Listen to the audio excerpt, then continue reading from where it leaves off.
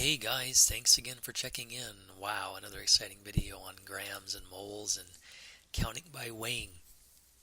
Um, Perhaps I can tell you something you don't know, or perhaps I can frame something in a different light that might make more sense on this topic.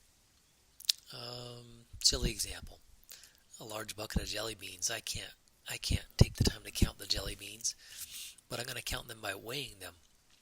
So I somehow figure out the entire jelly bean mass weighs 15.11 kilograms. Then I take 3 small samples of 50 beans. I didn't take the time to count those out. Just kidding, this is fictitious, but imagine, right? One sample of the 50 beans weighs 65.37. One sample of the 50, a different sample of 50 beans, jelly beans, weighs 64.85. Another one weighs 65.69. Question: how many beans are in the bucket? Oh my goodness. Yeah, we assume the 50 beans is exact if I didn't make a mistake in counting. But every bean's slightly different, so every jelly bean's slightly different, so I don't know. That's why I did several of them to get an average. So, how many grams per one bean? And I wanted to find out. So divide this by 50, divide this by 50, divide each one by 50, and you get an average gram per bean count measure of the average weight of one bean. Of course, you can probably imagine a different way of doing this, but anyways, I took the average of these three, 1.306, and at least in this context anyway, I might say that that since this one and this one and this one are quite different from each other, at least in terms of the second decimal place, if not more, that this mass here, 1.306, may not truly be a very good number to report. My precision is somewhat sketchy, and if I wanted to be more specific, I could say that yes, even though I'm justified in 5 sig figs here, 5? No, wait, 4. Yeah, 4. 4 sig figs. Even though I'm justified in these 4 sig figs, 1.306, that my report may not be defendable to 4 sig figs, because when I look at these numbers, 1.3074, 1.2970, 1.3138, they do vary quite a bit more than just in that last digit. They vary in the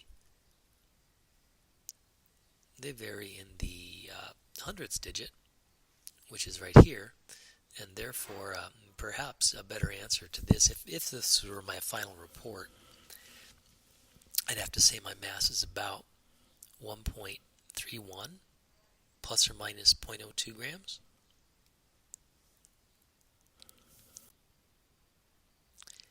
Anyways, since that's not my final answer anyway, I'll just take the 1.31-ish or 1.306 grams per bean and work with it. So let me ignore that for a second and do a conversion. It's 15.11 kilograms, in other words 15110 grams. That looks like it has 4 sig figs still, which jives with these 4 sig figs, so my answer probably should have 4 sig figs. Use this as a conversion factor, put the grams on the bottom, the beans on the top. So 15,110 grams, considering 1.306 grams per one bean, gives me about, 11,600-ish? Yeah. If I did indeed round to 3 sig figs, like my precision, I'm claiming my precision limits my answer, it'd be somewhere in here. The usual rules of the simplistic rules of writing sig figs would justify these 4 sig figs, but I'm arguing for something even a little bit more restricted than that, because my precision was all over the place. The average mass of a grain of sand, 0.25 milligrams. That's not very much. I can't imagine a grain of sand weighs very much, right? How many grains of sand would be contained in 1 pound of sand, which is also 0.453 kilograms of sand? This is even more straightforward, I believe, than the previous fishtail, because I have a total mass, 453 grams, which is 1 pound, and 3 sig figs, 0.25 milligrams as a average mass for 1 grain of sand. And again, I just use that as conversion factor, although it might be nice to put the milligrams into regular grams. So that's this and this. 453 divided by this small number comes out to a very large number. 181,000 grains of sand. To 2 sig figs, it would be just this. Oh, let's see, 1.8 million grains of sand. Alright, so I gotta erase that before I post this. That's just some scribble I was doing. Now, let's get into the idea that not all atoms are created equal. Even of carbon, different carbon atoms are different because of their different numbers of neutrons in the nucleus, or different isotopes of zinc are different simply in their mass in the nucleus. Here's an example that you can certainly imagine probably a little better than atoms, but maybe not. A piggy bank has some pennies, and someone has figured out already for us that they have 16.33% old pennies and 83.67% new pennies. Now, in order to be able to know this, you'd have to have some other data or some other work from somebody else. But they're not identical. They look the same, but they're not the same. Old pennies are made of copper, I believe, but I didn't want to put that here because I didn't want to confuse you thinking I was talking of copper atoms. I'm just talking about pennies. So the old pennies are heavier and the new pennies are lighter. What's the average mass of the penny in this piggy bank? Well, you know what? None of the pennies in the piggy bank have the average mass. But on the average, 1 penny would weigh something like this. Here's one way to do it. I could consider the percent as a fraction out of the whole. So 16.33% is 0.1633 out of 1. And 83.76% is 0.8367 out of 1. And so the old pennies, a little bit heavier, smaller in quantity, smaller in percentage, and the new pennies. And that comes out to 0.5-ish grams and 2.09-ish grams. And I add those together, and lo and behold, I get a number that really is reflective of the average of the whole. There's another way to do this, and that's to think about these percents as just out of 100, and then work it out and reason it out a little bit differently down here. But I prefer this way because it's exactly the same way as I'm going to show you to figure the average mass of a particular collection of pure element, even though that element has different isotopes. 4 sig figs? 4 sig figs. Wow, that's a lot of sig figs. 4 sig figs. Sometimes I'll subscript these to say that they're not significant, but I'm saving them not to round until the very end. Interesting. 2.6 grams is the average for 1 penny. No, is the average weighted mass of the pennies in the bank. But of course the new pennies are a little bit lighter than that, but I have a majority of those, and the old pennies are heavier than that, so my average is 2.6 instead of 2.5. Again, no one penny in the bank really has that average mass, but if I can't count the pennies individually as if they were atoms, like I can't count atoms individually, then I really do need to think about the average mass of one of those atoms. Alright, here's a real example. Take silver, for example. Has 2 common isotopes. 51.8% of silver is silver 107, and 48.16% of silver is silver 109. Let's see.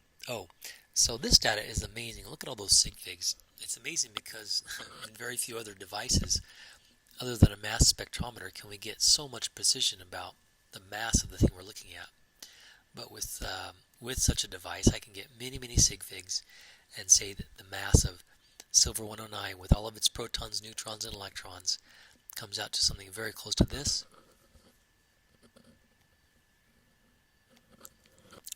And similarly, so what's the average mass of one silver atom? Well, I'll tell you, none of these atoms have the mass of the average mass of a silver atom in a sample. Some of them weigh this, some of them weigh this. I'm predicting an average in between somewhere. 107 something? That's almost 107. That's almost 109. So how about almost 108?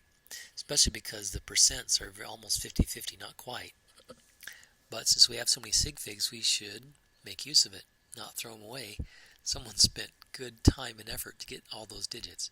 So here's the relative amount of silver 107, the relative amount of silver 109, and their masses in AMUs, atomic mass units.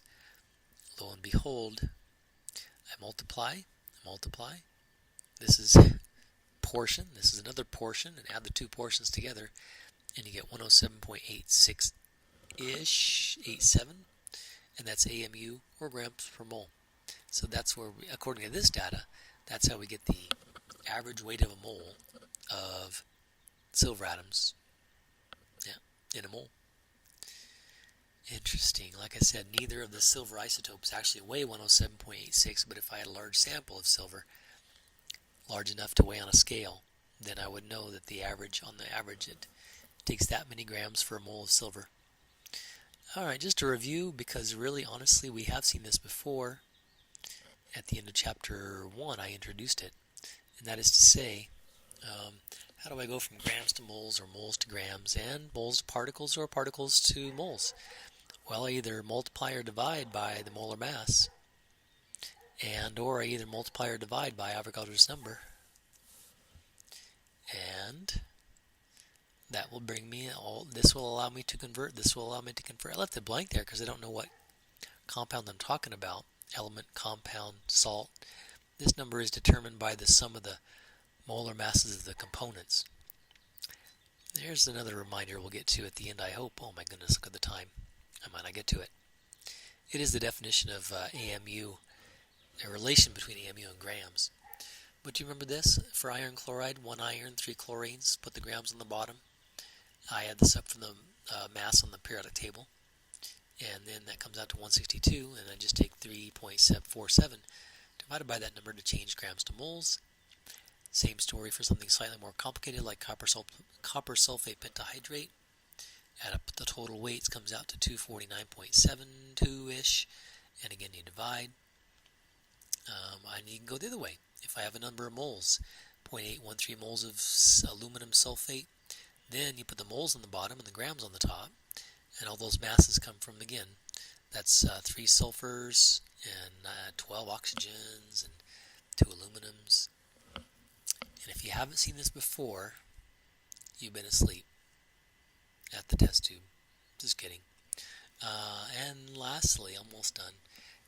I can change moles to particles by putting the moles on the bottom. 1 mole is equal to Avogadro's number of particles. So it doesn't matter what. If you know the moles, it really doesn't matter what the particles, molecules, salt units, doesn't matter. I'm just talking about moles and number of particles. Or I can convert more number of particles to moles. Put the particles on the bottom, put the moles on the top, divide. And, or lead. Oh my goodness. 5,763 lead atoms weighs how much? I don't know. Oh, I know 1 atom is a mole. I'm sorry. 6.02 times 10 to the 23rd atoms is a mole. And so the atoms cancel. But now I have moles, and I looked up on the periodic table that 1 mole is 207.2 grams for lead. And so I take 5763 times this one divided by that one. Voila. One more point of observation.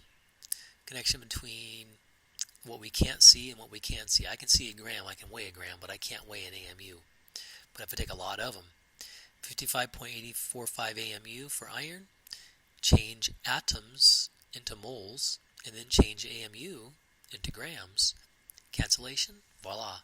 Duh, it's the same number because this cancels with this, and well, that's our justification for saying AMU, grams per mole, same value. Whew, that's a lot pretty quickly. So practice that, and I'll see you in class. Thanks, guys.